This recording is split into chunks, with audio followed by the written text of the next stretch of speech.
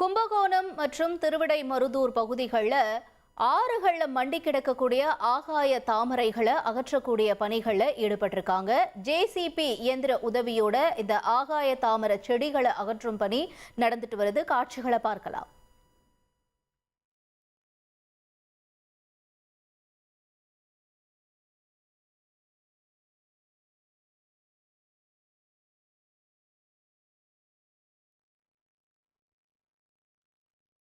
டிட்வா புயல் எதிரொலியாக பல்வேறு இடங்கள்ல ஆறுகள்ல மண்டி கிடக்கக்கூடிய ஆகாய தாமரைகளை அகற்றும் பணிகள்ல அதிகாரிகள் ஈடுபட்டு வராங்க.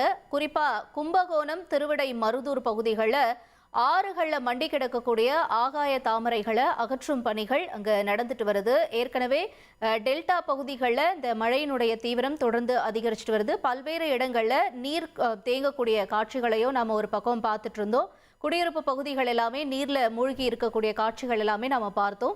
இந்த நிலையில தொடர்ந்து இந்த மாதிரி தண்ணீர்கள் தேங்காத வண்ணம் ஆறுகள்ல இருக்கக்கூடிய அதாவது மண்டி கிடக்கக்கூடிய ஆகாய தாமரைகளை அகற்றக்கூடிய பணிகளை ஜேசிபி இயந்திர உதவியோட அதிகாரிகள் செஞ்சுட்டு வராங்க.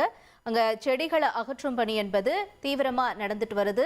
மேலும் குடியிருப்பு பகுதிகளில் தண்ணீர் தேங்கக்கூடாது, மற்ற சாலைகள் எல்லாமே தண்ணீர் தேங்கக்கூடாதுன்னா ஆறுகள் எல்லாமே அங்க தூர்வாரப்படணும். இப்ப இந்த நிலையில தான் இந்த மண்டி கிடக்கக்கூடிய ஆகாய தாமரைகளை அகற்றக்கூடிய பணிகள்ல அதிகாரிகள் ஈடுபட்டு வராங்க. தொடர்ந்து செய்தியாளர் விக்னேஷ் இணைஞ்சிருக்காரு. விக்னேஷ் வணக்கம். இப்ப எந்தெந்த பகுதிகளில் இந்த ஆகாய தாமரைகளை அகற்றக்கூடிய பணிகளை ஈடுபட்டிருக்காங்க, நிலவரம் என்ன விக்னேஷ்? வணக்கம். வங்கக்கடலில் உருவாகியுள்ள டிட்வா புயல் காரணமாக டெல்டா மாவட்டங்களில் கனமழை பெய்து வருகிறது.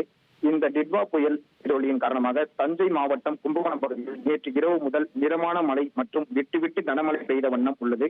இந்த நிலையில் அதீத கனமழை பெய்யும் என வானிலை ஆய்வு மையம் அறிவித்த நிலையில் முன்னெச்சரிக்கை நடவடிக்கையாக தஞ்சாவூர் மாவட்டம் கும்பகோணம் திருமலைராஜன் ஆறு மற்றும் கண்டியன் பாலவாறு உள்ளிட்ட ஆறுகளில் அதிக அளவு மண்டி கிடந்த ஆகாய தாமரைகளை கொட்டு மழையிலும் 2 ஜேசிபி இயந்திரம் மற்றும் 30க்கும் மேற்பட்ட தொழிலாளர்களை கொண்டு அகற்றும் பணியில் நீர்வளத்துறையினர் ஈடுபட்டு வருகின்றனர்.